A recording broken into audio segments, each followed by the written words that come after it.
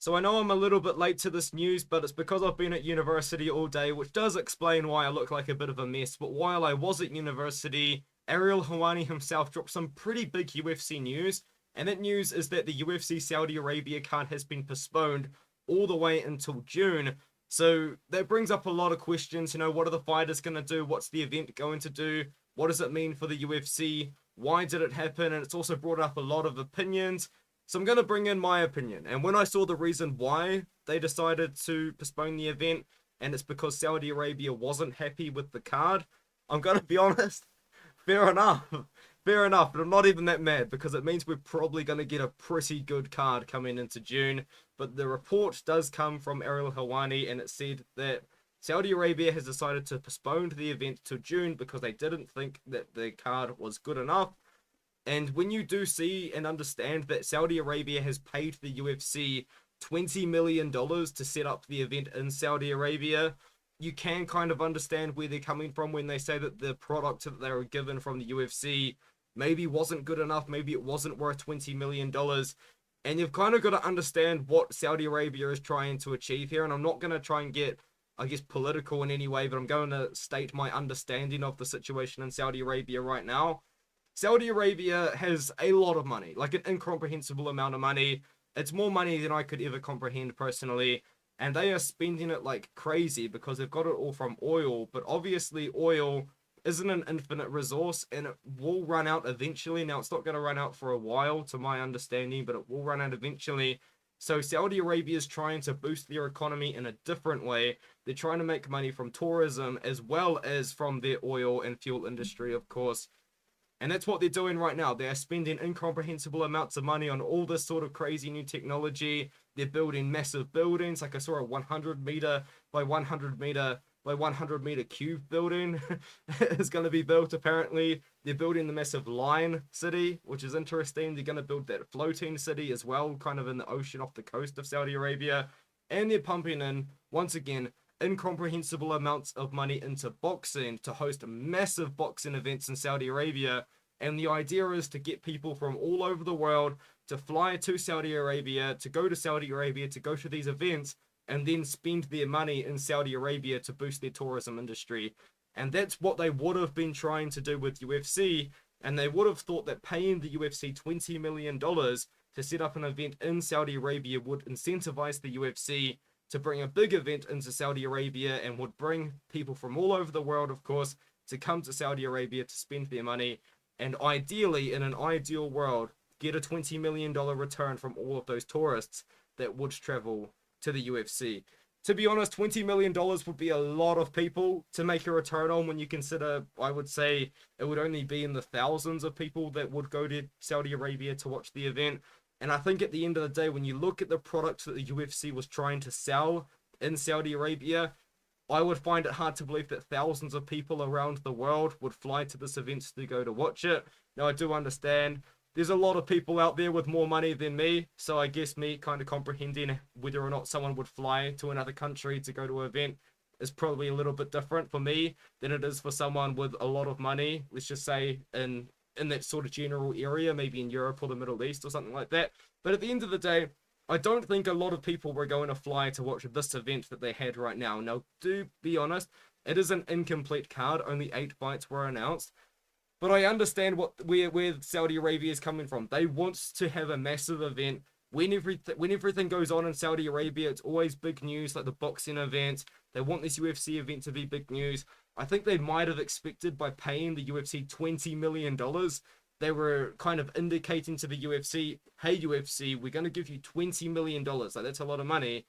Put on a really good card for us, and maybe we can make this a yearly thing. Maybe we can do this twice a year, and we'll just pay you money to host events in our country, and you can put on really good cards in Saudi Arabia. And the UFC tried to sell them an Apex card, to be honest. I mean, this isn't an Apex card. This would sell out an arena in probably most parts of the world, especially, I guess, in Dubai, I would say.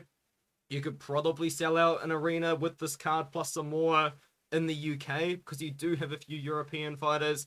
Probably in some parts of the USA as well. I understand it's probably a little bit harder to sell out arenas in the USA is to just get fight cards more often. Whereas when it comes to Australia, for example, everyone has to go. Like, I've been to one Australian card, the Volkanovski card sold out in about 20 minutes versus Islam. Volk versus Islam sold out in about 20 minutes to the public. And I think the Izzy versus Sean card, I got pre-sale tickets. And even then, I think they still sold out during the pre-sale. So I'm just kind of using different countries as an example that people are desperate to go to UFC events. So when they're international, it's usually a pretty big deal. So I think this card could have sold out elsewhere. It probably would have sold out in Saudi Arabia if they did top it off with a big main event. But I think what what Saudi Arabia was expecting was like an Islam Makhachev main event. You know what I mean? Like Islam Makhachev versus Gaethje or Makhachev versus Oliveira.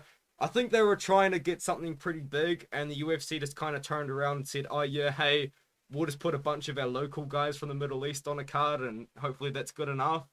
And all credit to Saudi Arabia. I mean, they kind of doing us a favor here because they said, no, this ain't good enough.